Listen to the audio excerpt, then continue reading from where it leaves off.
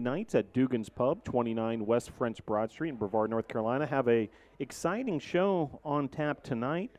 We'll start with the man on my left, head men's basketball coach Lee Burgess. We may have a special guest in the house as well from Team Impact. Also have men's basketball student athletes Noah Lee and Paris Crawford stopping by. Head women's basketball coach Donald Hudson. Mia Mills and Jatasha Hollinger, they're women's basketball student managers. We'll talk some football with football assistant coach and recruiting coordinator Andrew Bather. We'll talk to student athletes Diana Loaiza and Josh Romero coming off the NCAA convention. And we'll wrap up as we head into baseball season beginning this weekend with coaches Mike Victory and Rob Julian. Want to thank our sponsors Arby's, Jets Pizza, Holiday Inn Express, Hampton Inn, Ingalls, Mission Sports Medicine, Comporium, Pepsi, and the home of Tornado Talk, Dugan's Pub. Want to make sure you mark your calendars for this week. Home games beginning this weekend. Men's basketball at home at the Boshamer Gymnasium. It's Team Impact Day at 2 p.m. versus LaGrange. Men's tennis has their spring opener on Saturday as well. That's at the McCoy Tennis Complex. And there's a softball home doubleheader exhibition at Ives Lamel Family Field. So hope to see you on Brevard College for those home events. And since we saw you last, just to catch up real quickly here, in Dubendorf, Switzerland, yes, you heard that right, two Brevard College student athletes, Hannah Arnsman and Tyler Orshell, competed this weekend at the UCI Cyclocross World Championships. Hannah was representing Team USA. Tyler was representing Canada. And these two were amongst the elite cyclists in the world, representing their home nations as well as Brevard College on the other side of the world. And just want to tip our hats to those two student athletes. And as the spring rolls on, we'll certainly debrief even further on that experience with those two. And women's basketball had two games this past week. A loss to Covenant 64-55, but then a big bounce-back win at LaGrange 65-54. And we'll recap that with head coach Donald Hudson later in the show. And that brings us to men's basketball. Glad to be joined, as always, by head men's basketball coach Lee Burgess. Coach, thanks for joining the show. Absolutely. Glad to be here as always.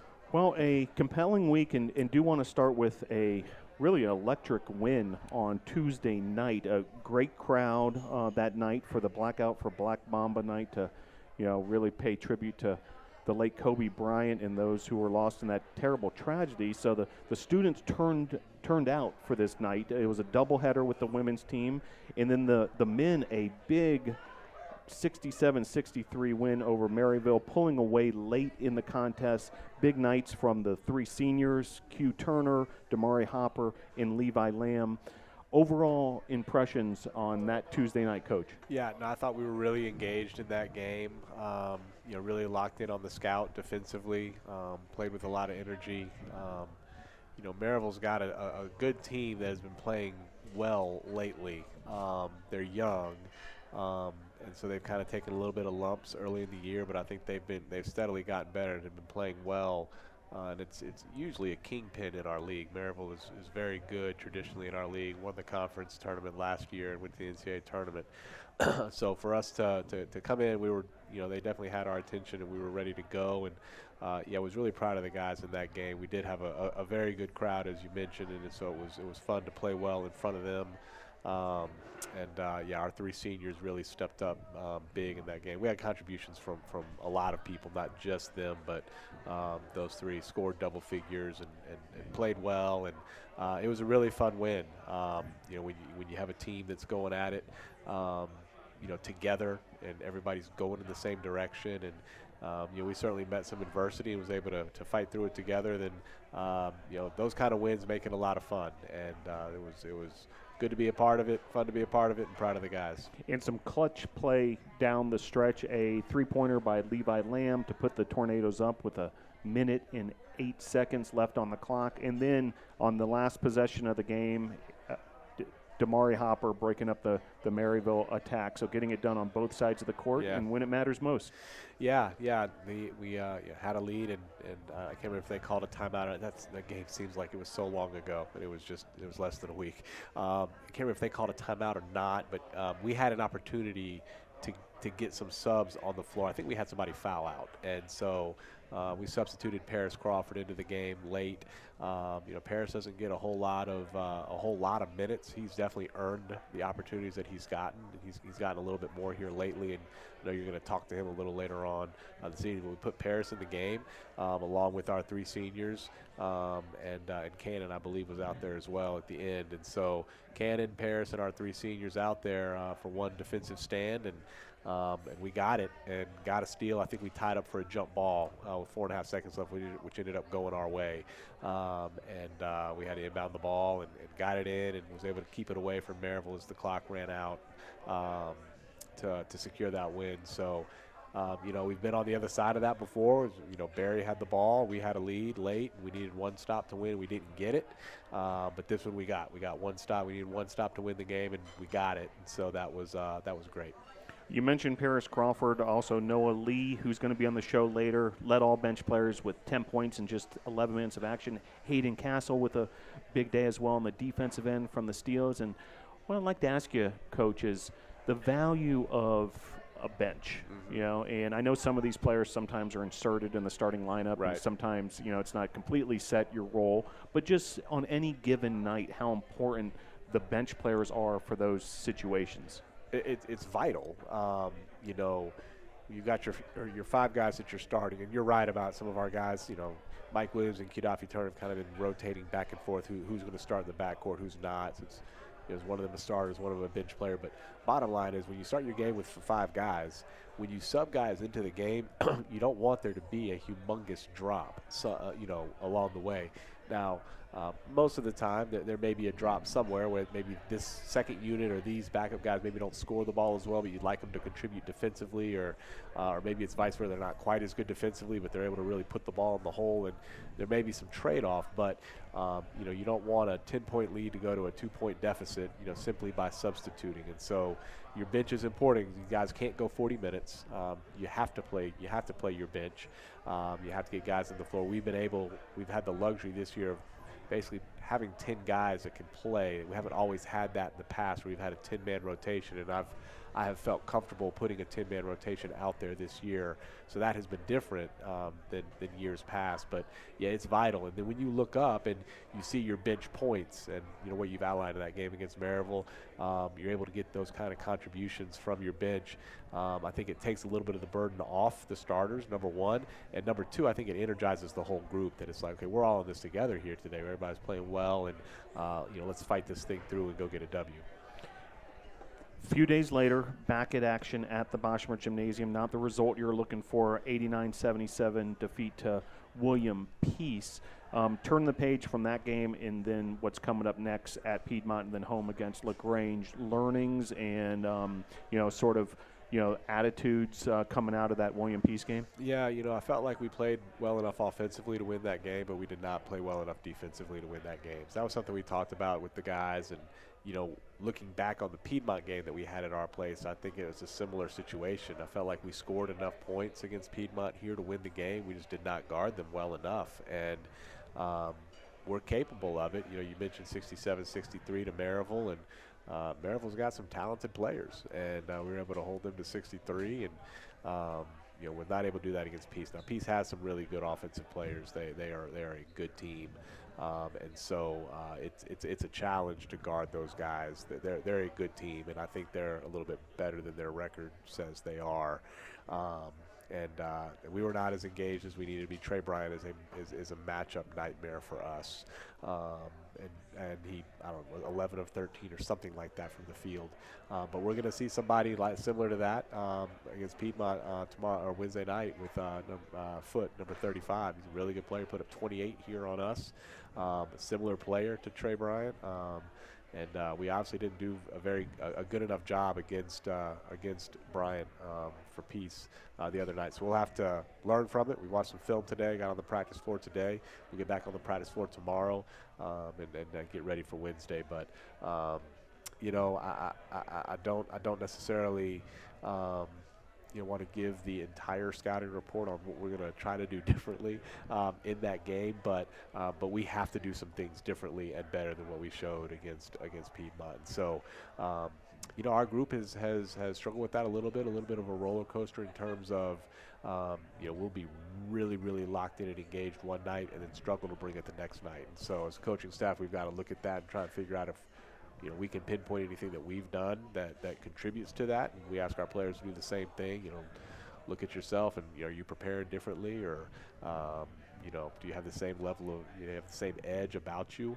So we want to be able to bring it back-to-back nights. And, we went Maryville and did it. Didn't necessarily do it against Peace, and now we need to do it. We need to do it Wednesday night against Piedmont. Yeah, the opportunity on Wednesday night, 7 p.m. in Des Moines, Georgia, when the Tornadoes head to play USA South Conference foe Piedmont, and then back at home on Saturday at 2 p.m. versus LaGrange. Now, do want to mention also one last time this season, the William Peace game also represented the special day for the Jim Griffin Foundation, a read-out effect, Right. at the court, raising some great awareness. And, I know you got some feedback from Jimmy's family. Yeah, we do that game in conjunction with the American Heart Association. And, you, along with Joseph, do a really good job of putting that stuff out there. And some people that I know from Sanford saw it and tagged it. And, whatever you do on social media, like it. All that good stuff. And retweets, all that stuff. Yeah. And so, some of Jim's family saw it and commented on it. They're very appreciative of us being able to continue pushing that forward and keeping his memory and his legacy alive. And I was able to talk to my guys about Jim the night before the game and just what kind of teammate he was and all those kinds of things, which is, what the family wants. And that's what I've committed to doing as long as I'm able to do it. Every year we'll do this game just to keep that memory alive. So disappointed we couldn't get a W out of that effort, but definitely proud and happy to continue to keep his memory alive. Well, Coach, I must say, since I've arrived here at Brevard College, I'm impressed just how many of these, causes, we take up as an athletic department, and then teams on their own, and these themed nights. They really do raise awareness for some very important causes, and that leads me to this Saturday, which the game versus LaGrange at Boshemer Gymnasium is Team Impact Day, and it's going to be a special day where we honor a special honorary Tornado, Russell McKay, and he came to the Tornadoes last season. Mm-hmm. He's in year 2 as a Tornado as part of Team Impact, and Team Impact is just a sensational national nonprofit that connects children facing serious or chronic illnesses with college athletic teams. And Russell, I know, has benefited from this, but also I know the Tornadoes and yourself, Coach, have benefited from having Russell on board. Absolutely. It's been a lot of fun having Russell around. I don't know that that's going to stop just because the 2 years are up. I think Russell is just kind of part of the group now.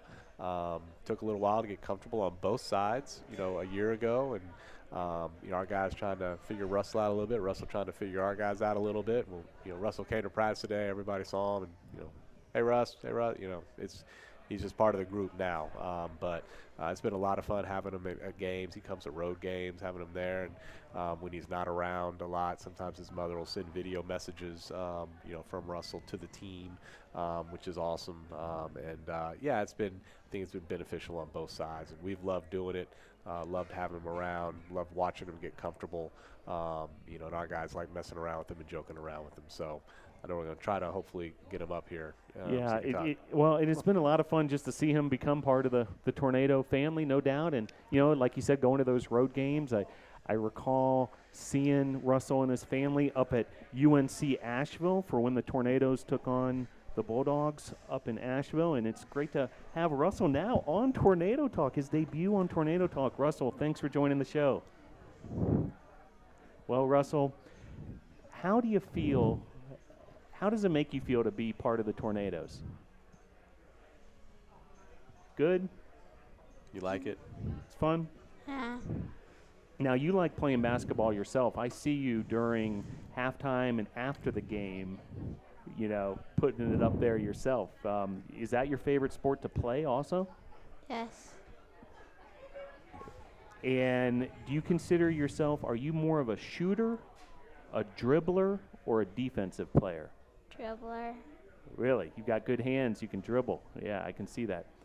Coach, anything you'd like to, maybe ask Russell? Yeah, why don't you tell the people watching here on the camera, what are the other sports that you play besides basketball? Football, baseball, that's it. Yeah, football, baseball, basketball. So you're busy year-round. Mm. Yeah, okay. Well, let me ask you this. You got some other guys sitting over there right now, but they can't see you right now. Who are your 2 or 3 favorite Tornadoes right now? Who do you like watching play? I don't know. You don't know? Okay. What gets you more excited, a 3-point shot or a dunk? 3. You like threes? Me Mm. too. I like threes too. Those are better for me. Well, we've loved having you around. I know you're going to be around for a few more games, then hopefully moving forward from there. But it's been awesome having you part of the program, and I know our guys have loved having you around and getting those video messages when you can't be there. So yeah, it's been awesome, man. Looking forward to the last couple games. Yeah, great job tonight on Tornado Talk, Russell. It's great to have you on the show, and we really love watching you out there every Tornado game. Is there anybody back home you want to give a shout out to? A grandma, a friend at school? You don't want to say hello to anybody. Okay, so Russell says hello to nobody back home. Okay. And everybody at the same time. Russell, great job on the show. We'll see you at the Bosch, okay, buddy? All right.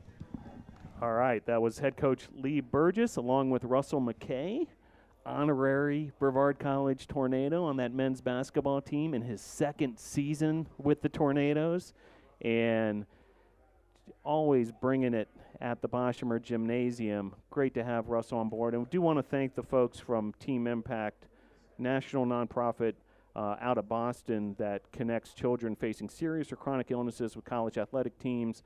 They've helped over 1,600 children from more than 500 colleges and universities since 2011, and you can go www.goteamimpact.org for more information, or come on out to the Boshemer Gymnasium this Saturday, 2 p.m. for Team Impact Night. And not only will you be able to celebrate Team Impact, but you'll be joined by these 2 gentlemen on my left, Noah Lee and Paris Crawford. Welcome to Tornado Talk, fellas. Thank you. Well, it's good to have you on the program. Do want to talk a little bit about this win we had about a week ago, because you guys brought the electricity to the Boshemer Gymnasium. It was a great turnout in terms of the fans. If you guys can think back, that 67-63 win, you guys getting it done down the stretch, what are your impressions of that game versus Maryville? I think it just shows how much we can contribute, each and every one of us. And, there's no weak links on the team. Everybody has their own strengths. And I think when we put them all together, we really are the best team in this league, best team in this conference. Yeah, in Paris, you pleased with how that went down the stretch particularly? I felt like we brought a lot of energy on defense, and we executed down the stretch on offense. So both of those together came out with the win. Now, not the way you wanted things to go this past Saturday versus William Peace, but a chance to turn the page this week, a trip at Piedmont, a team you've played earlier this season. It's going to be a tough opponent, but I know Coach is game planning for you guys to get it done. What has he passed on to you so far as the key for you guys to get that W at Piedmont? Coach has told us that offense, he thinks that offense we played a very, very good game. We could always play better, but for the most part, he told us that we played a good game. It's the defensive side, letting people get by us, knowing the shooters, and just knowing everybody's strengths on their team and just trying to take it away. Similar thoughts from you, Paris, as far as the matchup at Piedmont? Yeah. Very good. Well, do want to let viewers and listeners get to know you two a little better and kind of your journey and what got you here to Brevard College. And Paris, we'll start with you. You're a freshman out of Atlanta, Georgia, North Springs High School. Yes, Can you kind of talk about the process as far as you finding Brevard College, or maybe Brevard College finding you and you becoming a Tornado? My dad put a big part in everything, like connecting with the coaches on the website and stuff like that, and talking to Coach Burgess on the website, and we just felt like this was the best fit for me to come and play and get minutes and stuff like that.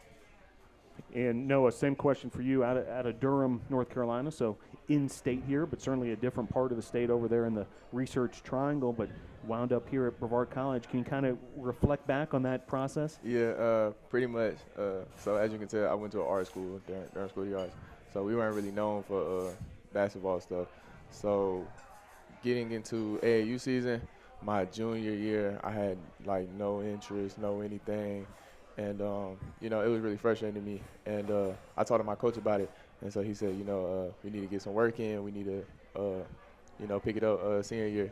So senior year, he really looked out for me. He really reached out. And Kalen Johnson, who's currently not here, was actually one of the people that he reached out to. And Kalen really took me under his wing and, you know, showed me love. And I appreciate him for that. Yeah, Coach KJ, great stuff.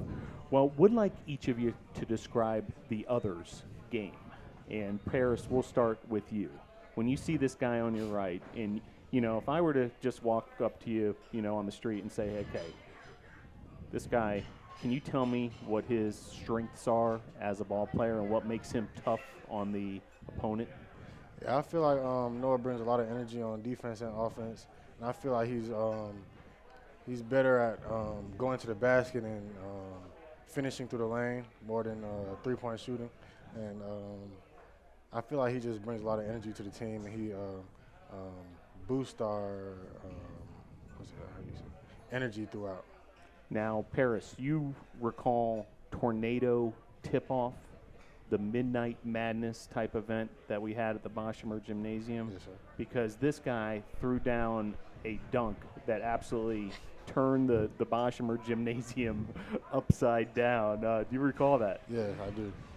Can you even describe what kind of dunk he performed? He did it between the legs. I was very surprised when he threw that down. Yeah, and then I think Levi had a dunk of his own, and then it went viral, you know, so we got, like, you know, the social media going. You know, you could vote on which dunk you thought was more electric, but to me, you could flip a coin as far as who should have won that dunk contest. So Levi dunked over two coaches. That's right. That's tough. Yeah, he definitely won that one. Yeah, can't wait for next year's event, no doubt. Now, Noah, same. If you can do the same for Paris, you know, he's been a very valuable newcomer to this year's team, brought a lot of different parts of his game, but if you can kind of describe what he's meant to you as a teammate. Man, where do I start? Paris really brings heart, you know, energy as well, but I'm going to change it up and say heart. You know, he's not afraid to back down from anybody. You know, I remember when we first started doing like pickup and like stuff like that, he was going at everybody, like going at freshmen, going at sophomores, going at juniors and seniors. It's like he just has that niche that, you know, you just can't, like everybody just can't have. And the fact that like he really like uplifts everybody, no matter what we go through. I know it's times where I play and I don't feel like I'm playing good. And he's one of the first people over there, like, Noah, just keep pushing. You got it. And, you know, he really worked from, I mean, at the start of the season, you know, Coach had his trust in other people, and he saw Paris work. And now Paris is finally getting his shot, and I think he's doing a good job. I think he should get even more than what he's getting. Now, would like each of your comments on what is a tremendous senior class. I know they provide all sorts of leadership for you all, but certainly, you know, produce on the court as well. Levi Lamb, Damari Hopper, and Gaddafi Q. Turner. Comments from you guys as far as just how valuable those three seniors are. Man, those guys are great, honestly. They help us. The leadership that they bring is just amazing. The energy that they bring is just unmatched. I feel like all those guys have a lot of talent to be going somewhere. Hopefully I'll see them somewhere soon, somewhere bigger. You know, maybe professionally if they want to go that route, or if they don't. I mean, hopefully we'll just see them use their leadership skills to the way that they to the way that I know that they can use them. And I feel like they just really took us under their wing the whole season and showed us the way for next year and for the future, and to lead others. Yeah, no doubt about it. Last thing for you guys, this Saturday is Team Impact Day at the Boshemer Gymnasium, 2 p.m. in the matchup versus LaGrange. Our honorary tornado, Mr. Russell McKay's in the house tonight. Can you guys talk from your perspective just how cool it is for Russell to be part of the Tornadoes with you? Man, Russ is great, man. Russ is my guy. He's probably one of my favorite players. I know I shouldn't be saying that, but every teammate should be the same. But he one of my favorite players. He always helping me up too when I'm feeling down. We'll shoot around, and I'll get some shots up for him. He'll get some shots up for me. He need to teach me how to shoot. But yeah, Russ is my guy though. I love that man. We really just embrace each other, and we embrace Russ into the family, and he just brings energy into our team and stuff like that. Yeah, he's part of the team. He's part of the family. There's no doubt about it. And Paris, I know this is your first season with the Tornadoes, but Noah, you've seen Russell from his arrival, Yeah. and I remember we had that press conference to announce his signing. But you've seen him kind of grow up and grow into his role as a Tornado. Right. Yeah. Well, guys, appreciate those thoughts. Look forward to seeing you on Saturday for Team Impact Day at the Boschmer Gymnasium. But first things first, good luck this week in Des Moines, Georgia at Piedmont. Thanks for joining Tornado Talk. Good luck this week, and we'll see you at the Bosch. Thanks, sir. Thank you. All right, Noah Lee and Paris Crawford, two of those men's basketball student athletes, preparing for a road trip at Piedmont, and then we'll see them back here at Brevard College at the Boschmer Gymnasium on Saturday. The matchup versus LaGrange on Team Impact Day, 2 p.m. Saturday at the Bosch. And we'll shift gears slightly here to talk some women's basketball. Some women's hoops in the house. Always great to have with us here head women's basketball coach Donald Hudson. Coach, thanks for joining the show. What's up, Phil? Thanks for having me. Well, Always Coach, a pleasure. do want to recap last week, and the week began with the result we didn't want, which was a 64-55 defeat to Covenant. Can we talk about that game first, as far as perhaps what you learned from it, what you were able to adjust from the team, because the bottom line is a few days later able to get the W. Yeah, it was a game where we were kind of in control for most of the game, did some things well on both sides of the basketball. I think we went into the half up maybe 6 or 7, somewhere in that range. And the third quarter and the fourth quarter, we didn't really score it as well as we did in the first half. We got the same shots, they just didn't go, and that in turn kind of affected our defense a little bit. If you remember much about that game, the last 3 minutes, I think, no, matter of fact, it was 4.5 minutes. We didn't score. Yep. We didn't score. We did a decent job defensively. They only scored 4 points, but we didn't score at all, and that was our undoing. We our inability to make shots late and execute our offense, or rather just get to the free throw line or get a steal, get something easy, get some kind of run out. The inability to put the ball in the basket really hurt us that game. From a defensive standpoint, we were okay. We gave them a few blow-bys. I hate to see blow-bys. I hate to see us getting beat one-on-one to the basket. I hate that. And we gave them a few of those. That coupled with the lack of making shots and the late turnovers and everything, that was our undoing in that game. Covenant was a pretty good team coming in here, but I thought we really had a good chance to knock them off, especially at home. Now, that's a game you want to win, at home. But we learned from it. We've had a few of those within the last 2 or 3 weeks that we're not getting the desired result in every game, but they're building blocks in each one.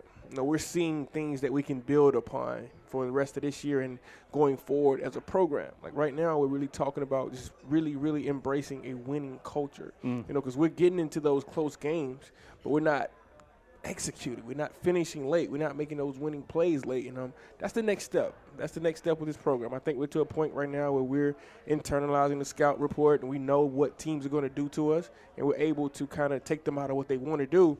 But now it's about making those plays down the stretch. We got to make the plays down the stretch. When the plays are there to be made, we got to do it, and that's the next step. Well, following the night versus Covenant, 3 days later, a trip to LaGrange, Georgia, and taking on a team that was entering that matchup 12-6 overall, 6-4 in the USA South Conference, and the Tornadoes get the win, 65-54. Big days from Taryn Ledford and Destiny Williams, each with 13 points. Taisha Washington, 4 of 8 from the field for 11 points. Deja Riddick with a big overall game, 10.7 boards, 4 assists, and she was perfect from the free throw line. Also, Krista Davis getting it done on the board. So great overall team win there. You had to be pleased with the result at LaGrange. Absolutely, absolutely. It was a game where we kind of got it from everybody. Like you just kind of named off the stats that different players kind of put up that game. It was a game where the ball moved. We had 14 assists. Our goal is 15. We won off of our goal, but 14 assists against 9 turnovers, and that led to us making 11 threes. You know, LaGrange was a big help side team. You know, when we put the ball on the deck and tried to beat them toward the middle of the paint or toward their block, they really helped off the weak side of the floor, and we talked about making that extra pass. You know, getting it to the middle and looking for that opposite skip, and in turn that led to us getting wide open shots. And on the defensive end, we knew going into that game that they really, really wanted to get the ball into the paint. They're a team that's built on paint touches and high-low offense and trying to get the ball in the block. So we kind of packed it in a little bit. We packed it in and made them take threes over the top. They made a few. I think they were 7 of 26 from 3, but that's what we wanted them to take going into that game. We wanted them to kind of take the outside shots. And if they made them, we would have switched some things up, but it was a team we want to take away the paint touches from them. And we did a good job of that. The team really locked into the scouting report, had a really good day of practice the day before. So we felt good about everything going into the game, and they went out and executed the plan. And impressive as well, at the 8:33 mark in the second quarter, Victoria Green hits a three-pointer. Tornadoes take the lead. Tornadoes did not relinquish the lead from that point forward. So we're talking a whole second half of basketball and most of the second quarter holding on that lead and holding off the home team from any sort of comeback. Yeah, we kind of got off to a slow start. We struggled to put it in early, but defended okay. I think their biggest lead in the first quarter may have been 10-3. So down 7, but you're kind of getting good shots early, but they're not going. And Taryn checks in and gives us a really big boost off the bench. I think she comes in and hits maybe 5 in a row or 7 in a row points, something like that, and the team kind of feeds off of that. And now our defense picks up a little bit. We took the lead early in the second, and like you said, we didn't look back. So I was very proud of that because we've been notorious for coming out of the halves and not putting the best product on the floor, like kind of leaving our game in the locker room, I like to call it. But we came out and took care of business. They made a run, but we were able to withstand it and come away with a road victory. Now, the season marches on, of course, and tomorrow, Tuesday, a non-conference matchup down in Greenville, South Carolina, not too far for Tornado fans in the area to maybe head on down and check this one out. At Bob Jones, 7 p.m. Non-conference game, but I know very important for you and the team to keep this momentum going. Absolutely. It's a game we want to go down and we want to go get a win. We were able to play them here earlier this year, and we played them well. We know what to expect. It's a team that we've played the last 3 years, so we know them. They know us. It's going to be about who plays well for 40 minutes, who's able to put together a 40-minute game on both ends of the floor. That's who's going to come away victorious, and hopefully it's us. We had a really good day of practice today. It's the part of the year where you want to be playing your best basketball, and unfortunately we only have 5 games left, but I feel like we're starting to really play good basketball, and it started about 2 or 3 weeks ago. Like I said earlier in the show, not getting the wins, but you see progress. That's what you want to see. You don't want to be making the same mistakes now that you made back in November, and we've kind of gotten away from that. I like what I see right now. So we'll go down tomorrow, put our best foot forward, try to come back with a W. The schedule, the way it worked out this season, was sort of front-loaded with most of the home games, and so now you're really in a stretch of a bunch of road games, and this weekend back to USA South Conference action with a back-to-back trip to Agnes Scott as well as Covenant in Georgia. Can you talk about that as far as the road mentality and how the team has to treat these as business trips? I love it. It gives the team to kind of get away a little bit with just us. Just us, like taking the bus down, and it's like a 4-hour drive. So that's bonding time, put a movie on or put something on the TV, get a hotel room, be with each other through the night and everything. I like it for the bonding purposes. We go into those away arenas, and there's not many fans in the crowd. We go to Alabama, there's not going to be many fans there. And I'm pretty sure it'll be similar. We may have a few parents that make the trip, but I'm pretty sure it'll be similar this weekend. And we got to lean on each other. We have to be there for each other. And that's something that you really have to do on the road, especially late in the year. It's tough to go on the road and win games. So it's going to take everybody in the program to go over there and get the job done. Now, Coach, while you and the women's basketball team will be in Georgia this weekend, on Saturday at the Boschmer Gymnasium, the Tornadoes will be celebrating Team Impact Day at the Bosch. And I was talking to a couple of your student athletes earlier today, and even though Russell McKay is part of the men's basketball team, you know, the whole Tornado basketball family is a close one, whether it's, you know, the men's team, the women's team, what have you. And so I know you guys have a thing going with Russell too, and you know you guys root for him and are pleased to see him on any given night at the Bosch. Can you talk about from your perspective? Yeah, absolutely. You know, as far as what a guy like Russell McKay's done to help you know, lift everybody up. Yeah, going back to the press conference that we had a couple years ago for Russell, it was nice. You know, now just having him around the gym, and we don't get to watch many home games with the guys because we're probably on the road. But when we are there, you see him sitting behind the crowd or sitting on the bench, and that support. That support, I know it means a lot to him, and it means a lot to the team just to be a part of that group. Yeah, so having Russell around has been great for both programs. It's been great for the entire athletic department. Yeah, no doubt about it, and hopefully fans can come on out and help us celebrate Team Impact Day this Saturday at the Boschmer Gymnasium. Last thing, Coach, our next guests are a couple of your student managers, Jatasha Hollinger and Mia Mills. Now, these two I know, you know, work very closely with you, and, you know, I'm going to learn more from them, but I would imagine are interested in perhaps entering the, you know, the coaching profession and that kind of thing. Can you talk about their contributions and also the future of these two young ladies? Yeah, I can talk for hours about those two. They've been really great for me the last 2 years. Jatasha having been a player for me and meeting Mia last year and having her along with the group and everything.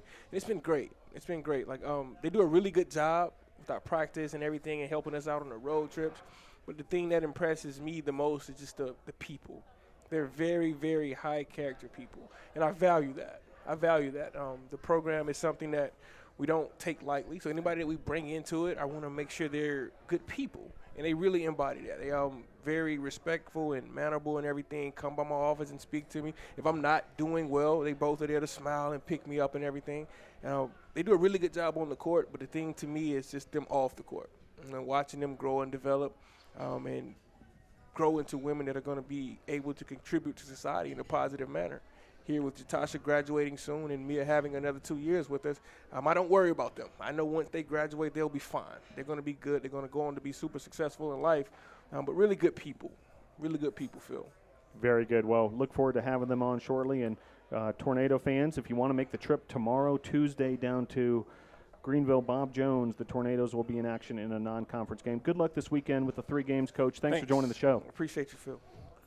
All right, that was head women's basketball coach Donald Hudson previewing this weekend's matchups. And their action actually starts Tuesday night at Bob Jones on 7 p.m. tip in Greenville, and then trips to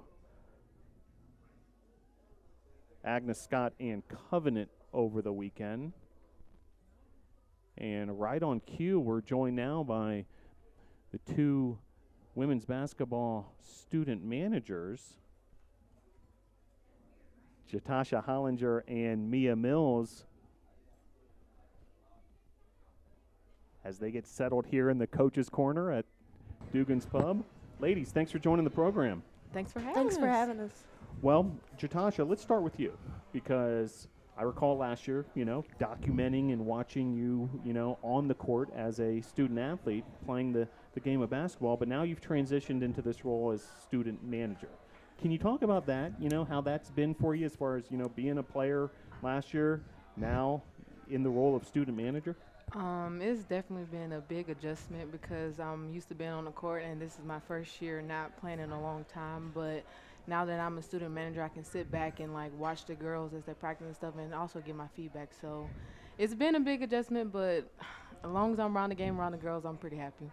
And Mia, you're in your second year as a student manager, correct? Yes, sir. So were you able to pass on some of your knowledge to Jatasha once she joined on board? Yes, like I'm pretty much know how to work the clock front and back. So helping Tasha with the clock, like when I'm at work, it was a lot for her to learn because some of the girls are really competitive when it comes to practice, and I have to tell her, like, that's just how they are. You got to take it with a grain of salt and just keep up with the points, know what's on the score, and go on about it.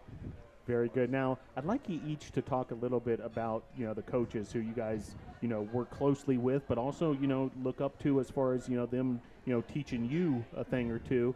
Coach Hyatt, the assistant coach, along with the head coach Donald Hudson. Can you talk about each of those two and, how they've helped you in this role? For me, Coach Hyatt has been one of the most humblest and nice coaches I've ever been able to be around, and with her being so calm and collective, it kind of like sets the mood for us, and I really appreciate everything she has done for us.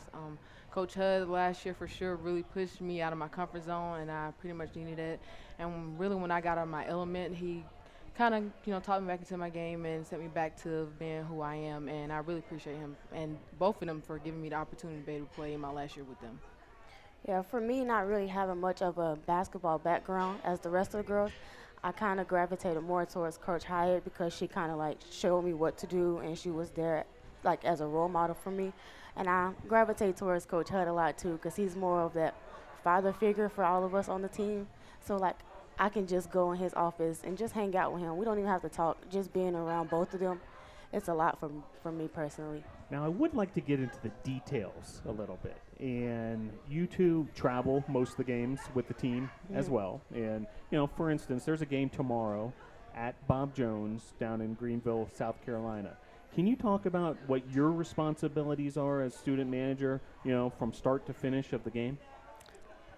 With me, I tend to help out our athletic trainer, Caroline, with just making sure the water bottles are set and ready for the players. I also help out stretching with the players and also just being by her side and whatever she needs and just prepping for the game. For me, I'm more so as a second hand for Coach Hud and Coach Hyatt. I normally keep up with mixed box outs, mixed layups, air balls. I help Coach Hyatt with keeping up with kills, so we know how many kills we got in each game. So you're keeping sort of a stat sheet of these specialty statistics. Yes, sir.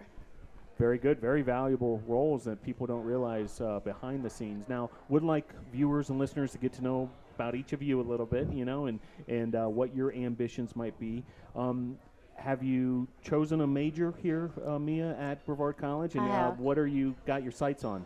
Well, I'm majoring in health science with a minor in business, and I plan to be a pediatrician. So. Very good. Yeah, exciting profession, no doubt. And Jatasha, how about yourself? I'm majoring in exercise science, I'm minor in health science, and I'm looking into going to physical therapy. And I've recently just did my senior internship at Elevate Physical Therapy last semester, and I am now working part-time there with them, and everything seems to be going pretty good, so I like it. Very nice. Yeah, I look forward to seeing where it all evolves for each of you. But first things first, we've got some more of this basketball season to get through here. And we talked about the road a little bit. Do your responsibilities change for home games, or are they pretty much the same? Pretty much the same. You can depend on us to be your hype people or whatever you need. We're always there at their beck and call, like always. Yep. And then you mentioned, having to run the clock during practices. Can you talk about, practices and how those look from your perspective? Well, we have 6 a.m. practices, so during those, it's pretty much just making sure that the girls are up and ready and like they're stretched out. Which she said that correctly, folks. Your ears weren't fooling you. 6 a.m. So Yes. you're that's got to be a task to get everybody up and Yes. moving. Yes, that is, especially for us because we're not really playing, but it's a big responsibility just knowing that they have us there along with them as part of the team. So yeah, it's a lot, and then they're doing drills at 6 a.m. in the morning, so we have to keep up with scores, keeping up with stops, making sure the score is right, the time on the clock is right. We got the shot clock running, or we're going to get yelled at by the players. Very good. Well, I'm really happy to have you two on the show tonight. People don't realize what goes on behind the scenes so much, but and hopefully we were able to shed some light, when they see you two on the bench and like, all right, what do they do exactly? And now they know. Before I let you go, people might be viewing this live or certainly could tune in after the fact and catch this. Is there anybody back home you want to thank or, give a shout out to, someone who may have helped you along the way? Well, I just want to give a shout out to my mom. She's pushed me a lot during my college experience, and I'm just doing it all for her. I give a shout out to my mom and my little sister. Really, I'm kind of her big role model. So the fact that I can still like enjoy the game through her, that really makes it all the more the merrier to me. So yeah. Very nice. Well, thank you for all the hard work behind the scenes. It doesn't go unnoticed. Jatasha, it's great to see you, Great to see you settling too. into your new role after watching your playing career. And Mia, best of luck with everything through your studies as well. And great job tonight on Tornado Talk. Great to have you on the show. Thank you. Thanks for having us. All right, that was Jatasha Hollinger and Mia Mills, two of those women's basketball student managers. Great to talk with them and learn a little bit about their roles. Valuable part of that coaching staff, the two student managers, Mia Mills and Jatasha Hollinger, and the Tornadoes in action on Tuesday at Bob Jones in Greenville, South Carolina. And join now as we will talk a little football with assistant coach Andrew Bather. How you doing? Great to have you on the show, Coach. Thank you for having me. For those who may not be familiar with Coach Bather, wide receivers coach. Yes, sir. And also now the recruiting coordinator here at Brevard College. And I know it's a very busy period right now, so appreciate you taking a few minutes out of your day to see us. If we can start with that, Coach, is kind of where you guys are at right now in terms of the recruiting process. Well, Wednesday is going to be a big day for us. We got a couple of guys supposed to be signing, and we're going to ramp it back up right after recruiting signing day, and then we'll hit the road again, try to get some more guys. Still looking for guys who can come in and make a huge impact. So still very hungry right now, but we're going pretty well so far. Now, this offseason, certainly has been a energized, exciting one, the best record in school history, the first ever bowl win in school history, all sorts of accolades pouring in for the team, just all this momentum heading into the recruiting season. Can you talk about that and, maybe how things have changed like this time last year compared to this year? Correct. So last year we were, still very hungry as a program. We still left a lot of plays on the field last year, but this year, this offseason is very different. We had some success, so we've had a little taste of it. So, of course, we got to take care of home first, make sure our guys are still hungry as well. Got to let them know that we still have a goal that we didn't accomplish, which was the conference championship. So we got to keep them ramped up and making sure that they're still very hungry. And then as far as recruiting, we're definitely looking for guys who can still, come in and immediately help progress the program in different areas such as the culture and athletic ability specialists, all those type of categories. But this postseason's been very fun so far.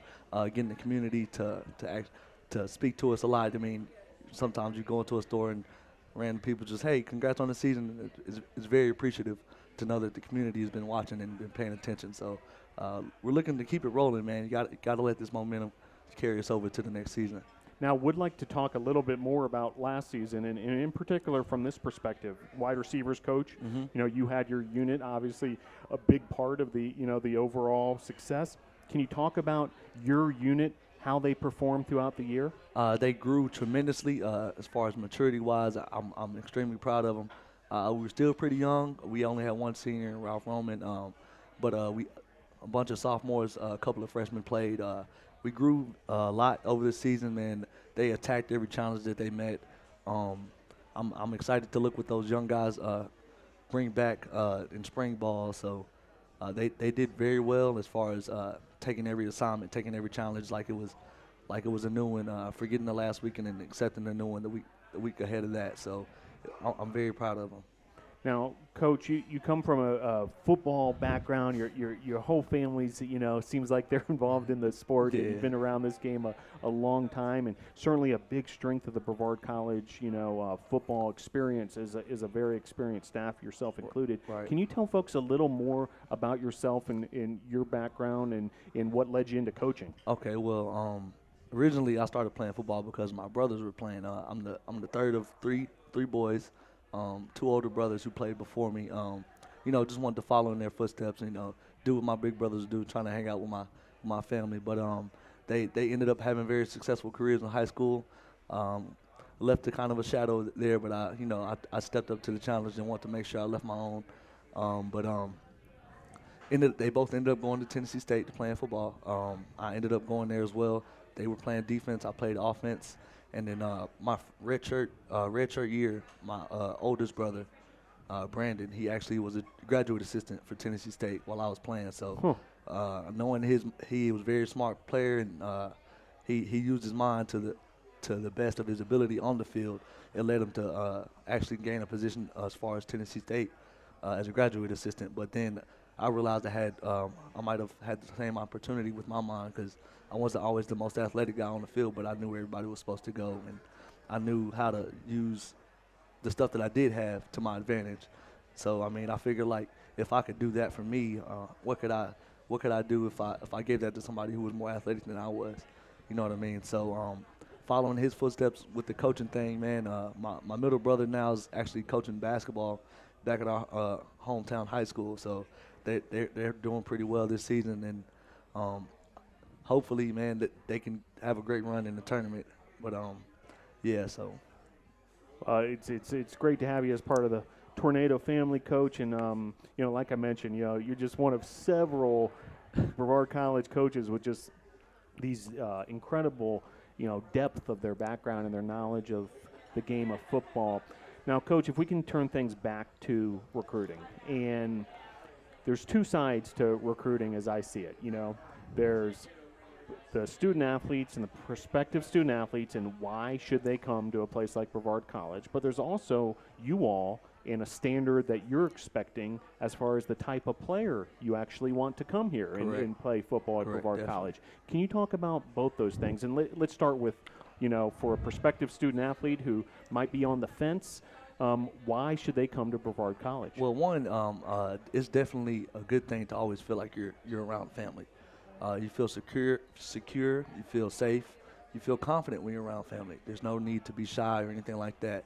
So we try to provide a family atmosphere as far as looking after one another, always having each other's back, making sure we have fun with each other as well. So that's one thing. The second thing is just the professionalism that we already bring to the table is in how we carry ourselves. This, as you said, this staff is very experienced. I'm still learning myself from a bunch of the guys that I work with, and they've been at higher levels than I have before. So they bring that same mentality they had at a higher level to this level. So we try to hold ourselves above the standard of the rest of the teams in our conference. So we love to make sure that we have the best product on the field and off the field. So but as far as from the coach's standpoint, what we look for in a specific recruit is a great athlete, but an even better person. What I mean is, of course, you can do it on the field, but once you step off the field, how do you impact your community? Can we trust you in any given life situation, and do you give effort in any task that we get assigned to you? So do you do your homework on time? Can we trust you to not cheat in class? Can we trust you to go to class, first of all? And then also, do you put effort into just doing little things? Hey, come help us clean up the community for a little bit. How do you do when you're there? I mean, it's all correlated with on and off the field. If we can't trust you off the field, we can't trust you on the field. That's just rule number one in football. So we try to make sure our guys are held accountable on those two things, on those two big things. Other than that, we of course we would love for you to be athletic, but if you're not a good person, it might cause cancerous impacts towards the program, what we're trying to build. Thanks for that, Coach. It makes a lot of sense. Now, back to the success of this past season and sort of the progression, under head coach Bill Kyatt and the staff each year improving. The way I see it from a big picture is the best is still yet to come. And so any student athlete who jumps on board now, you're heading into some exciting times. Can you talk about that perspective as far as, if someone's coming to play football at Brevard College, they're jumping on at the right time? Definitely. Of course, they'll be coming around at good times. We've been through a lot of growing pains, but now that we've figured it out, we've been around a couple of times. So as far as the guys that they're going to join us in the fall, we can only expect them for them to mesh well, of course, because we have a lot of time to pick and choose with who we want. And also, we would love for them to make an immediate impact. it's all about the culture as well. Guys who are coachable are the biggest things that can contribute to success. So of course, the team won't police itself, but once they trust in the coaches, it'll be a whirlwind. We're still hungry, man. We lost 2 games last year, so we're definitely looking for guys who can change that for us. But first things first is keeping our culture on the same page we left it on last year. Yeah, and it includes full-time membership in NCAA Division III, the chance for postseason possibilities, and playing for a national championship there. So very exciting times here for the Tornadoes. Coach, before I let you go, would like to kind of circle back one last time to the staff and just how unique and talented it is, for this level of football, NCAA Division III, to have this much experience. I challenge viewers or listeners, go to bctornadoes.com, go to staff directory and read the bios on the football staff, and you'll know what we're talking about. Definitely. From your perspective, Coach, as a young up-and-coming assistant coach yourself, can you talk about just how valuable this staff is? Oh, man, these guys are amazing, man. I'm blessed and honored to work with them every day and to learn anything and everything I can, from some DFO things to recruiting, just the on-the-field stuff, different tactics.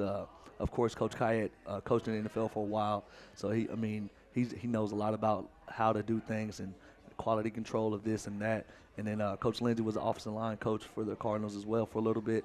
The professionalism he brings with his guys, he treats them as professionals. He expects the same out of them. Coach Gallen, he of course he coached me at Tennessee State, and I knew what I was getting. I knew that working beside him would help me grow socially. He's a great speaker in front of families, in front of the guys. Everybody respects him.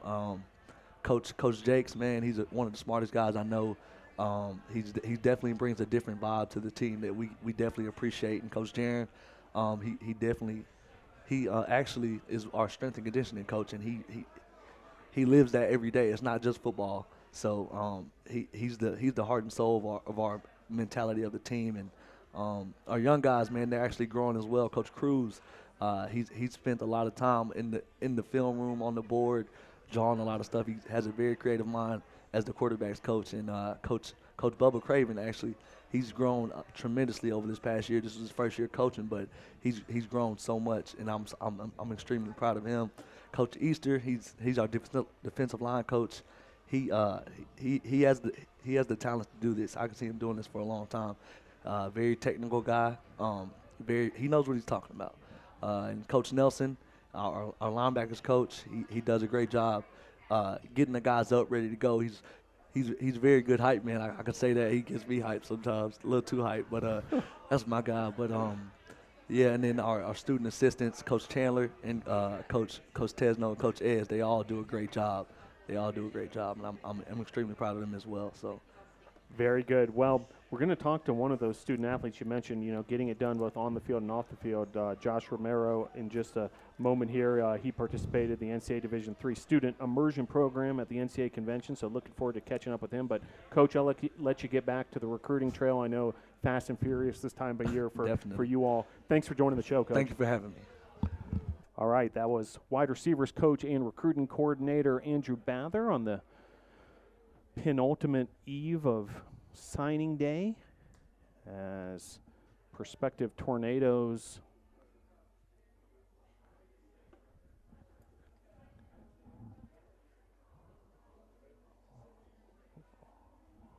are considering at the moment coming to Brevard College. A lot of great information there, whether that would be indeed the move. And I'm interested to hear from these two. Been awaiting this interview for about 8 days now. We wanted to give you guys a little bit of recovery time because you traveled all the way to another time zone across the country, but you're back here settled in the mountains of North Carolina at Brevard College, joined by Diana Loaiza of women's lacrosse, Josh Romero of football. Diana and Josh, thanks for joining the program. Thanks for having us. Thank you for having us. Well, the reason we're having you on is the two of you participated in the NCAA Division III Student Immersion Program, which you had the opportunity to go to the NCAA convention. And that's right, folks, like the big convention. School presidents, athletic directors, other big athletic administrators, special guests, celebrities, you name it, and in all cool places, you know, Anaheim, California, and Southern California. So the experience of a lifetime. I just want to kind of start big picture from each of you. You know, can you sum up what it was like? Honestly, it was just a blessing to be selected for that program because it was just like a great experience. Like, honestly, is everything we did. I like everything. There was nothing I did not like. Just met so many people, networking, and built so many relationships, and that I will carry with me for a lifetime. And attended a lot of meetings. We got the chance to sit down with a USA South Athletic Conference meeting, and just met so many people that now I need to write a lot of thank you letters, and because it was just a great experience. Yeah, I thought it was definitely like amazing. I had no idea about like any of this. Like I wasn't expecting anything. Like when we got the agenda in December, I was like, oh, no, it's like it's gonna be fine. Like I don't know what it's gonna be doing. And then when we got there, it was like just so amazing. Like learning so many things, meeting new people, and it's like a whole different side of athletics that I don't think any of us like student athletes even consider or like think about. Like I was like, wow, like this is everything that they do. Like you don't think about it. So it was really amazing to see like a whole different backside. Yeah, and I know each of you made the most out of your experience and really kind of push yourself, I'm sure at times, out of your comfort zone and that kind of thing. You know, were able to spend some time there, but certainly time preparing for the experience with Athletic Director Miranda Nash, along with Senior Woman Administrator Stephanie Johnson. Can you tell a little bit about maybe how Miranda and Stephanie, you guys have coaches on the field, you know, who coach your sports, but maybe how these two coached you off the field for this experience? First, I want to say thank you to Miranda, because if it wasn't for her, I wouldn't have been selected to this program, because she's the one that nominated me. And there's just so many things she do behind the scenes that a lot of people do not know. And just preparing for this convention, like 3 months ago, we knew we got selected. So just everything she did, all the paperwork she printed, all the meetings we had just to prepare for it. And it's just a blessing, honestly, to have her as our AD here in our school. Yeah, thank you to Miranda and Stephanie as well. They helped us a lot. Like Stephanie, as soon as she found out, she's like, I'm gonna make you guys business cards. Like, let's set it up. Miranda like made sure we were all like had everything ready. Everything was submitted on the right time. Like we had to do headshots, we had to do a bio, which she helped us in as well. And then before, like a week before, she sat down and we printed out the schedule, and she sat down with us and was like, this is this room, like everything. And it was like, it actually helped us because my roommate, she was like, I have no idea where anything is. And I just pull out my schedule that Miranda helped me made. And I was like, I know where everything was. So everyone just kept on looking over at my paper. So like that helped me a lot. And funny story, like the night, or like a couple days before, we're sitting in the office and we're telling her we're nervous because like it's hard to introduce yourself to people. And the new softball coach walked in and she's like, well, let's try it out. And she made us introduce ourselves. She's like, you're going to do it. And she just kept pushing us constantly at the convention, which really helped a lot. Very nice. Okay, so you got prepared, and then you arrive in Anaheim, California, and the convention begins. Can each of you pick out maybe one highlight, you know, sort of the memory that shines brightest as far as like one of those pinch me moments, like, wow, I can't believe I'm here right now? Like I said earlier, I honestly like everything, all the meetings from day one to the last day. But if I had to pick something, I would be, we had a speaker come in. His name was Will Baggett. He worked for the college football playoff. And just like the way he presented himself, he was talking about how to have a good first impression, communication skills, how to be a better leader, and just values and how believing in yourself. And he just brought that energy to the room, and his vibes were just great, and he just like turned everybody up. I enjoyed Will Baguette as well, but one of like my other favorite times was sitting in the USA like South Atlantic Conference, and it was just like listening to them just speak on every legislator that they were going to pass this year and how each school, like Division III in our conference, felt about it. And it was just like nice to see that everybody has a voice, everybody gets a vote, and like you can kind of see where everybody stands. and I got a chance to like speak a little bit just because they were debating things about women lacrosse, so I had to give my like own experience. So it was very nice just to be in there, and like it just felt like that's where I wanted to be, like where I belonged. Now, 2 of just 40 total student athletes selected for the program. Congratulations on that. But I'd imagine, and you mentioned your roommate, that, you got to bond with these other 38, student athletes from all over the country. Can you talk about that part of it as far as, making new friends and colleagues and, maybe, business partners for life here? So 40 people got selected for this program. So the other 38, just every time we meet, like everybody got a smile on their face. You could just tell like they're happy to be there and they're doing good things back at their colleges. And my roommate personally, he go to college in Chicago, and we just built a great relationship. We text like every day now, and not even him. It's just a lot of people. We even got like a group meet, all 40 of us, and we just stay connected, and hopefully we cross paths in the future. Yeah, like definitely. All of us kind of had the same like feeling of like nervousness, so we all kind of like shared that, but everybody was like happy to get to know each other, like let's get close. Like that's why we made like a whole group chat, and everybody was always talking on it and make jokes like whoever gets the biggest job first, make sure you talk about us, like get our names out there, like we're going to help each other. Very good. Well, would like to hear about each of your ambitions. This is certainly a big experience that's going to help you, with career development and that kind of thing. But, what you actually want to perhaps do professionally once you graduate from Brevard College. Josh, we'll start with you. All right, once I graduate from Brevard College, I want to join athletics here, and I got offered a student coaching position for this semester as an intern, and hopefully it turns into a full-time position here in the fall, because I just want to stick around Brevard. It's been amazing here these past few years, and attending this NCAA convention just helped me realize like how the NCAA works behind the scene and stuff, and I just want to be around athletics. So it's just a blessing to attend this NCAA convention that's going to help me in the future as a coach. Well, as we talked about with Coach Bather, I can't think of a better coaching staff to take you under their wings than the Brevard College staff. And how about yourself, Diana? What are you thinking as far as after graduation? So right now I'm looking at summer jobs, like maybe like with lacrosse, and I'm actually about to sign off on a job as a lacrosse director in Pennsylvania. Excellent. So I'm excited. And then I'm looking at grad assistant programs right now to kind of just get my master's and also just keep staying involved in athletics and like that. So we'll go with it. Now, while Josh has wrapped up his experience as a athlete on the college level, you still have a season to go. In fact, it's just now getting started. You all had a scrimmage this past weekend, and then the real regular season's getting started just around the corner. Diana, can you preview a little bit, Brevard College women's lacrosse and what the fans can look forward to? Yeah, definitely. Like we have a solid team this year. For the first time since I've been here all my 4 years, we actually have good numbers. Like we're not worried about who's gonna who's gonna have to move up different positions. Like everybody's pretty set. We actually have subs now, so I'm very excited. We're looking pretty solid, and we actually just started February 1st, which was our first scrimmage. We actually started practicing with our coaching staff because we want to have the chance to compete later on.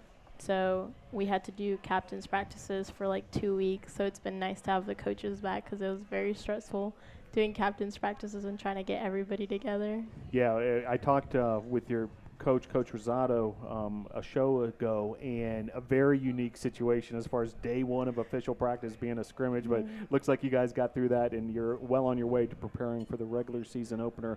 Before I let you two go, you also received an invitation to attend the Career in Sport Forum, which will be held this May in Indianapolis. Is that something each of you is going to be able to do? And can you tell us a little bit about that opportunity? Yes, sir. I actually got an email back today from the NCAA Division III director, Louise, and she's sending the email next week. All we got to do is just apply, and since we already attended the NCAA Student Immersion Program, we automatically get accepted to go. So I'm honestly pumped for that opportunity, and I'm ready for May to get here. It's May 28th to the 31st in Indianapolis in the NCAA headquarters. Yeah, it's very exciting. It's funny because my roommate, she had already gone to it, But she's like, I really love being with you guys that I'm actually do it again just to be with you. Nice. So they kind of did it so like we'd have something else, like since most of us will already be graduating, it's kind of like to help us make sure we're going on the right path and just keep meeting people just to get us out there and just as much as connections as we can make as possible. Excellent. Well, really exciting opportunity there. Look forward to debriefing you after that one as well, and to be at the headquarters, like you said, of the NCAA. It's really exciting. Final thoughts. Coming off this experience, now that you're back at Brevard and able to kind of rest up and digest it all. Can you sum up the whole thing and anybody you may want to thank? So honestly, like after this convention, I didn't think like we're gonna have a lot of things going on and a lot of thank you notes, a lot of meetings and stuff, and I'm appreciated for it. Like I'm pumped for it, and just like all these relationships I build, I will carry with me for a lifetime. And thank you. I just want to once again thank Miranda because she done a lot behind the scenes that people do not know, especially this summer when I work with athletics and stuff. I want to thank also Stephanie, Angie, Molly, you, Joseph, the whole athletic staff. Just Brevard has been a great opportunity for me, and I'm glad I'm transferred here 3 years ago because it opened a lot of doors for me. I also want to say thank you to my dad. He's watching right now. If it wasn't for him, I wouldn't be the person I am today, everything he do for me and the family. And just also I want to thank Coach Kaya, our head coach. I still remember when I came up here on my visit in 2017, he just took me in as one of his, and ever since we just clicked, and I'm excited to work for that staff now in this spring. Just thank you, Brevard. Yeah, so actually I didn't know what I was going to do after I was graduating. Like I was looking at different options, but nothing had like really clicked. And then just this convention just kind of put everything into place for me. Like it just felt right. And I was like, this is where I want to be. So it was like an amazing experience, and I'm so glad I got to do it. And I'm thankful for Miranda, Stephanie, and my coach, Kristen, because they're just such strong women. And I really look up to them because this is like the kind of person I don't want to be. Like they love their job. They're just they're just such great leaders that's like who I want to be. Like I love looking up to them. Excellent. Well, thank you for sharing all this, with our viewership, and thank you for being such good representatives of Brevard College, all the way over there in California at the big convention. And good luck this season, Diana. Good luck with your, new coaching responsibilities here at Brevard, Josh. And we'll look forward to, following you guys in May at the next one. Thanks again. Great job on Tornado Talk tonight. Thank you for having us. All right, that was Josh Romero and Diana Loaiza.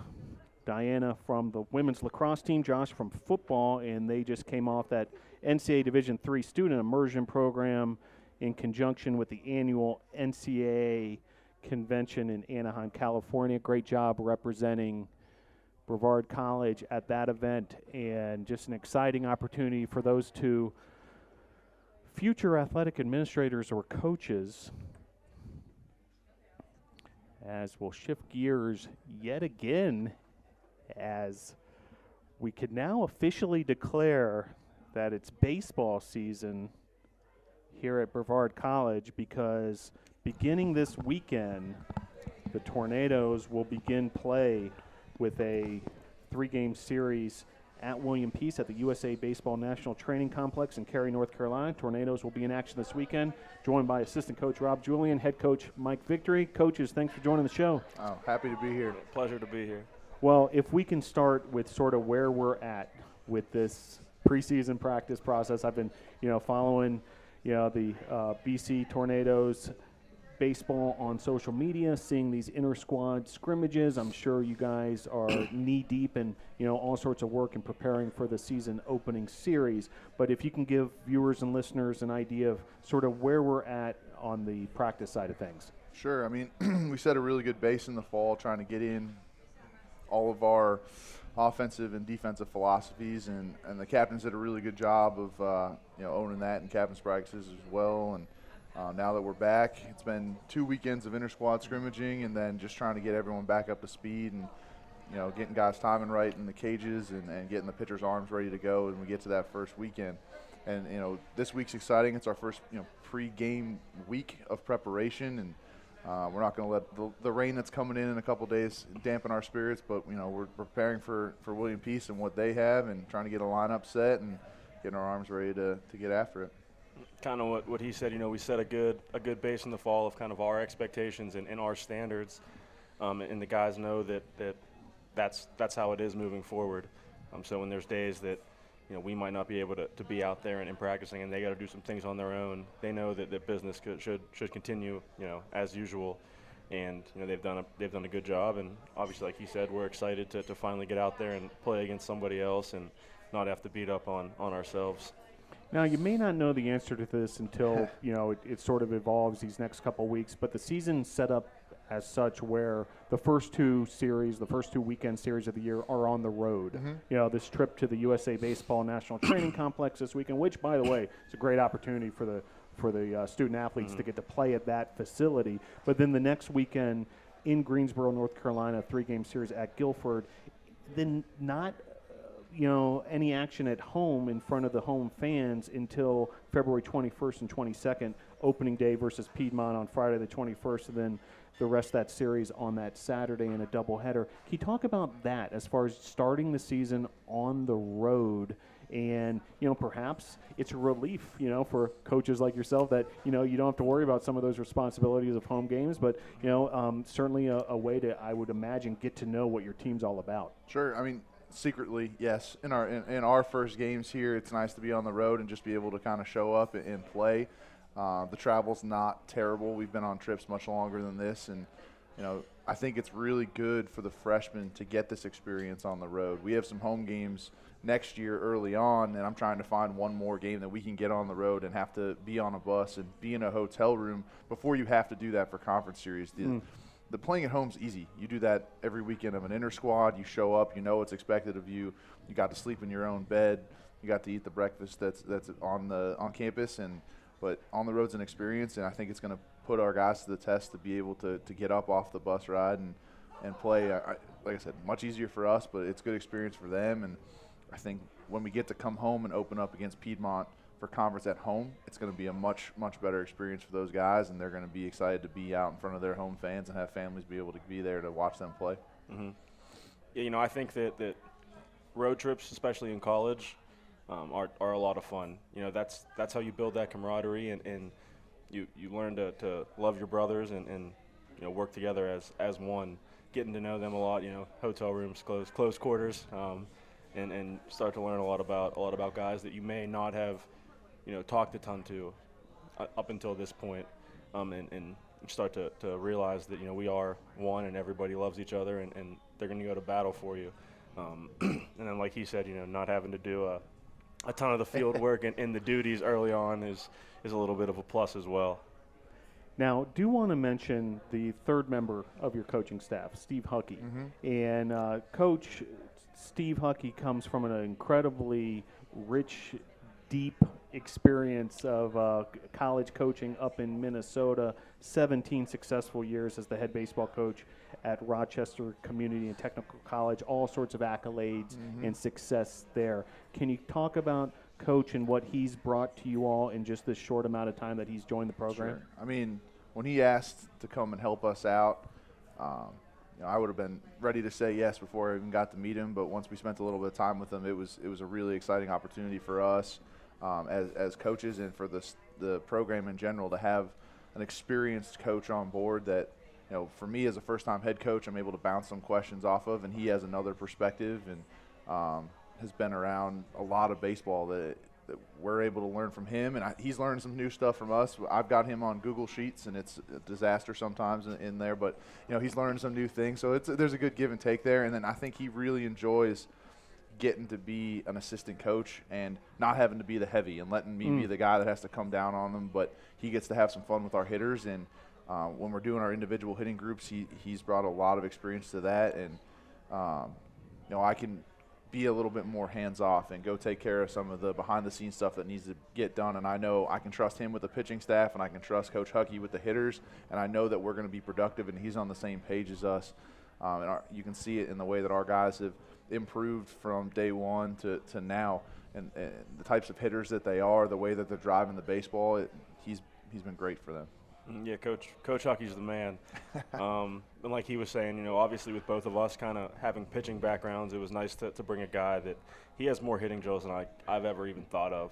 And it's awesome to see the guys and do those things and then see results. We're doing things in the weight room that are helping with their strength and making them stronger. But without some of the stuff that he's having them do in the cage, those results aren't going to happen. So it's nice to have guys do that, and some of them are a little bit unorthodox, but it works, and they're seeing results. Guys that are normally flare guys are now hitting doubles in the gaps and things like that. So it's been awesome to have him around, and looking forward to keep working with him. Throws a great batting practice too. That's not my forte. Coach Julian does a great job of it, and having two guys that can consistently go in and throw strikes makes our practices a lot more efficient. So we love that as well. Now, Coach Julian, you mentioned some of the the techniques that Coach Huckey brings out. Each of you got to attend the ABCA coaches convention in this off season as well, and talking about a wealth of knowledge and experts in the building. Can you talk about a couple highlights from your perspective as far as things you might have been able to absorb there? It was an overwhelming experience. I'd never been before. So I wasn't really sure what to expect. I'd heard a lot about convention. And the Nashville, the convention center is gigantic. You can get lost there if you take a wrong turn. And there were so many vendors and so many speakers that you sit there and you listen all day and you're exhausted. You haven't moved in the last 6 hours. But we got to hear some great coaches speak. It was awesome to hear from Buck Showalter. Had some fantastic stories to tell, and his perspective on baseball was great. Was it Harold Reynolds, right? Mm-hmm. It was a great storyteller. I didn't learn much from him, but him speaking and the stories that he told were worth the price of admission in itself. But then a lot of the culture talks that we heard were great. It made me feel good that I felt like we were on the right path with what some of these other coaches were saying, but also, made me look at some things differently that we're doing, and that was very, very helpful. Some of the technical stuff has gotten very data driven, and we don't necessarily have all the resources to use data the same way that the Division I's and the professional teams do. But when it came down to some of the bigger picture things, I really appreciated that. Yeah, we started off the weekend hearing Tim Corbin speak, the coach of Vanderbilt, and when Tim Corbin talks, you listen. I've never been in an environment, in a room where there's 7,000 coaches in there, and everybody is fixated on one person. It was unreal to see. And then obviously what he was talking about, everything culture related. There's some technical and some things that we kind of learned, but as he was saying, we don't really have a lot of the technology available to do those type of things. But just learning from coaches that have kind of been in our shoes, and now we're up here and kind of seeing the top of the mountain. It's awesome to see that the process works, and just learning from those guys and catching up with some people that we saw. We sat down the first night, and college head coach was sitting in front of us just randomly. Like, what are the chances? And then just connecting with some guys that I haven't seen in a while, and the coach hasn't seen in a while was awesome to be around that and get the opportunity to do that. And you throw Coach Huckey in the mix, who knows everybody somehow. He was a great guy to walk around and get to meet a lot of people, and some people that I wouldn't have expected to be able to run into. But he's gone out of his way to shoot someone an email, and some of the ways that he's networked really kind of pushed me to try to reach out to some other coaches that we heard speak and just try to connect with them. Yeah, we were walking around, and we lost Coach Huckey for like 2 hours. We ran into him a couple hours later, and we're like, "What happened?" And he goes, "Oh, I ran into whoever and this guy and this guy and this guy," and it's funny. He, like I said, he knows everybody. Well, back to what Tornado fans will get the chance to follow this weekend, which is the season opening series at William Peace in Cary, North Carolina, at the USA Baseball National Training Complex. Heading into this weekend series, can you preview from the Tornadoes' perspective, maybe personnel-wise, maybe, pitching rotation-wise, what Tornado fans can expect? I don't know. How much do we want to give away, Coach? Yeah, I don't know if I want to spoil everything. That's why I left it kind of open-ended. Sure. Up to you guys. There's some of the guys that are still staples that are stepping up for us. Cross Robinson didn't really pitch all fall, and he's a big arm that we've been excited to see because we gave him some time off as he pitched in the Coastal Plains League in the summer. And he was as advertised when we got to see him, and he's throwing with good velocity, and his health is good. And I think doing what Coach Julian has pushed him to do in the weight room has been big for him. I think he's going to be healthy and go deeper into games than he has in the past. J.J. Wilkes is, a great kid, and he's bought into exactly what we're trying to do, and he's a staple over at first base, and his swing keeps getting better. I kicked him out of the cage today, one swing short of his last round because he hit a ball to the fence, and I was like, that's end there, JJ. It's a great day for you. And I swear he hit every single ball at somebody in the fall and couldn't get on base, and now he's gotten stronger, his swing's gotten better, and he's going to hit some doubles. Ryan Roon, in the same capacity, was a great hitter for the team last year. He's only gotten stronger and bought into what we're talking about in the cages, and he's driving baseballs that he's hitting differently than other people are, which is great to see. I think there's a lot of young pitchers that are going to be able to help us out.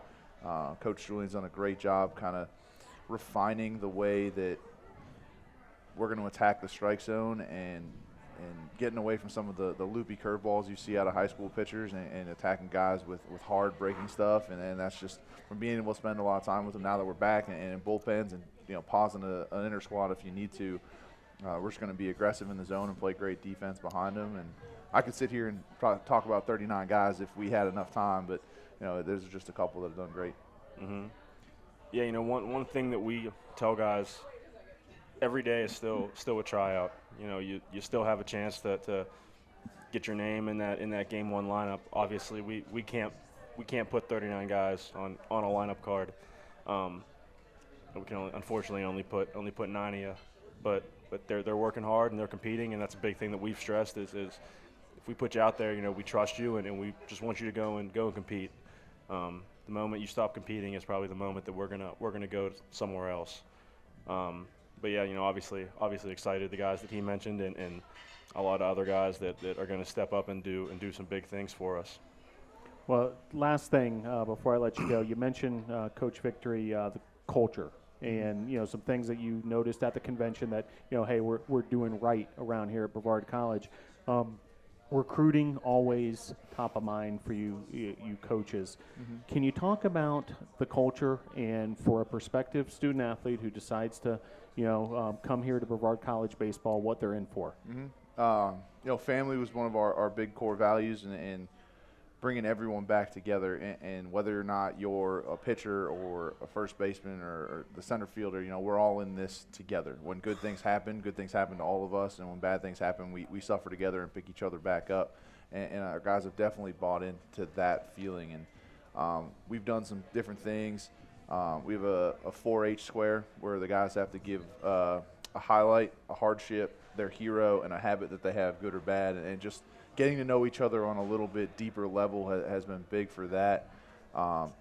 Another word that I've stolen from a lot of other people is mudita, which is vicarious joy for others' success. And when you have 39 guys on a roster, not everyone gets to play.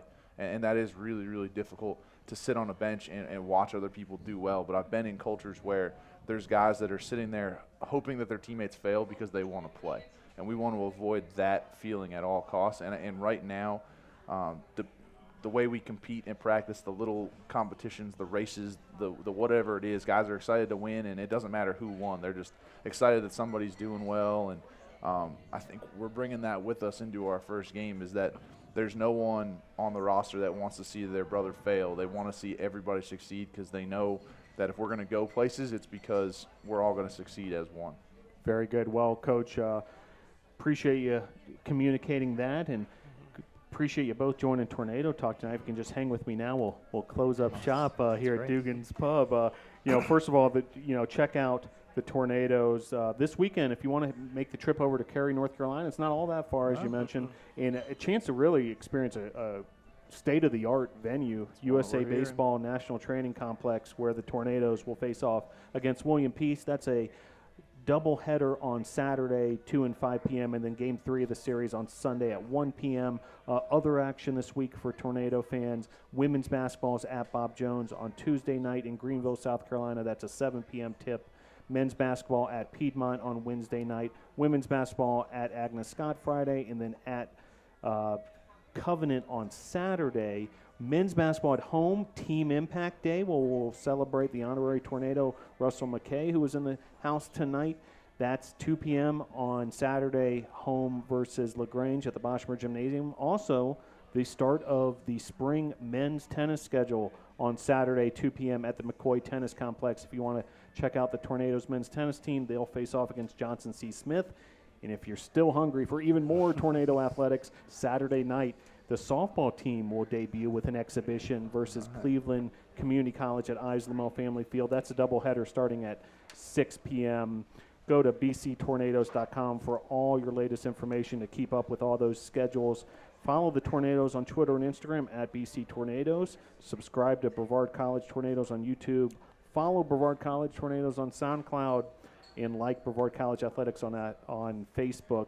Do want to thank those who joined the show tonight. Head coach Lee Burgess from men's basketball. Our special guests, honorary Tornado Russell McKay of Team Impact. Men's basketball student athletes Noah Lee and Paris Crawford. Women's basketball head coach Donald Hudson, along with student managers Tasha Hollinger and Mia Mills. Recruiting coordinator and assistant coach for wide receivers Andrew Bather from football. Diana Loaiza and Josh Romero, student athletes who attended the NCAA convention. And to the men to my left, baseball coaches Mike Victory and Rob Julian. That's what you call in radio talk show world a loaded potato of a show. Oh, yeah. We want to thank our sponsors, Arby's, Jets Pizza, Holiday Inn Express, Hampton Inn, Ingles, Mission Sports Medicine, Caporium, Pepsi, Dugan's Pub, and those behind the scenes, Joseph Marvin and Ty Shea Washington, for making this program possible. Coaches, thanks for joining the show. Thank you, NATO Nation, for tuning in, and we'll see you next week right here at Dugan's Pub. I wouldn't feel right if I didn't give a shout out to you and Joseph Marvin. We appreciate everything that you guys do for us, as well as everything you do for the college as a whole. Definitely two of the best SIDs in the business, so thank you. You're much too kind. We'll see you over at Gilcone Field in a couple weeks, Coach. Thanks. Go Tornadoes.